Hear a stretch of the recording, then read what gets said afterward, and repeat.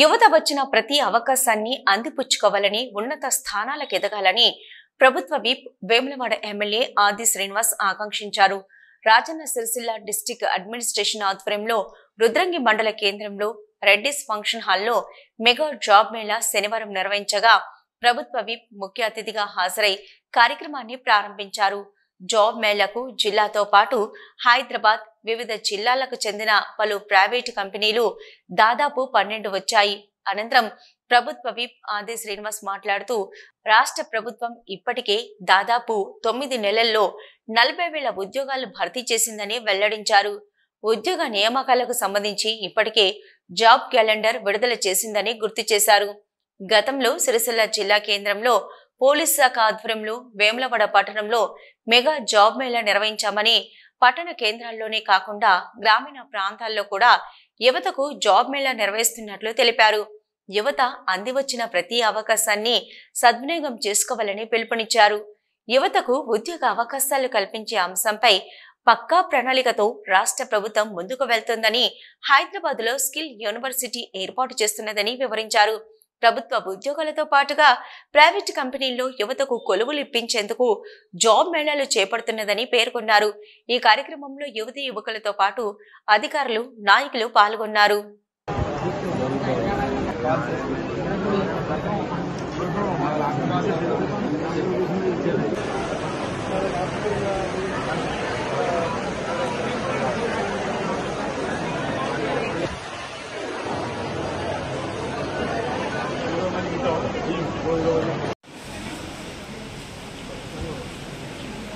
Work Motors నుంచి వచ్చారు sir.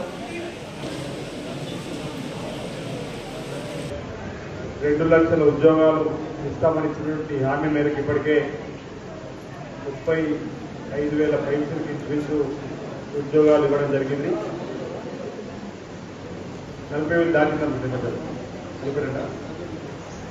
ఇప్పటి వరకు 2 లక్షల ప్రభుత్వం ఇచ్చే ఉద్యోగాల సంఖ్యలతో ముందుకొచ్చే ప్రభుత్వం 42,000 పైగా ప్రభుత్వ ఉద్యోగాలు కల్పన చేసి జాబ్ క్యాలెండర్ కూడా 2 లక్షల వరకు ఏ రంగంలో ఇవ్వగలుగుతామో వాటిని కూడా అసెంబ్లీ సాక్షిగా ఉప ముఖ్యమంత్రి బట్టి విక్రమార్క గారు కూడా చెప్పినటువంటి సందర్భం.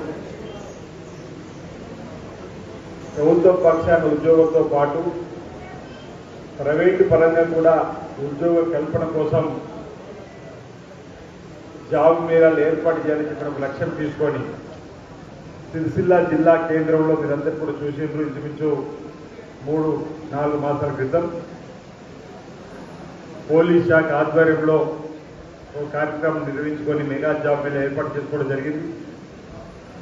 ఇటీవల వేములవాడలో కూడా ఒక మెగా జాబ్ మేళాను ఏర్పాటు చేసుకొని అర్హత కలిగిన, ఉత్సాహం కలిగిన, ఉద్యోగం చేసుకోవాలనే ఆలోచన ఉన్నటువంటి యువతి యువకుల్ని గుర్తించి వారి ద్వారా దరఖాస్తులు సేకరించి వివిధ కంపెనీల ద్వారా వాళ్ళకు ఉద్యోగులు ఇచ్చేటువంటి కార్యక్రమాన్ని ఈ ప్రభుత్వం చేపడుతున్న క్రమంలో పట్టణ ప్రాంతాల్లోనే కాకుండా మండల కేంద్రాల్లో కూడా ఈ జాబ్ మేళాలు ఏర్పాటు చేసినట్టయితే గ్రామీణ ప్రాంతాల్లో ఉన్నటువంటి యువతి యువకులు కూడా